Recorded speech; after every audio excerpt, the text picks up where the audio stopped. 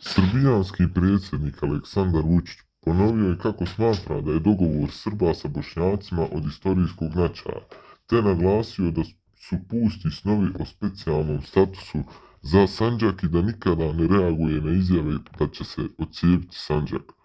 U slučaju da 3 opštine u Srbiji sa većinskim bošnjačkim življem žele da donesu neku odluku, kaže Vučić, da li su Bošnjaci dobro prebrojali opštine u Republici Srpskoj, kojih ima 64 i još 4 u Federaciji Bosne i Hercegovine gdje su Srbi većina. Suština je u tome da mi ne želimo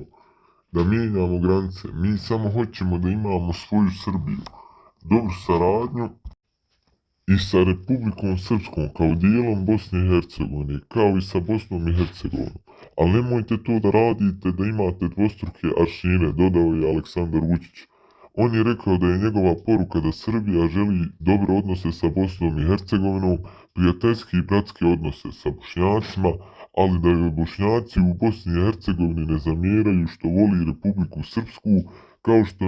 se ni njima ne zamjera što vole Novi Pazar, Tutin ili Sjenicu.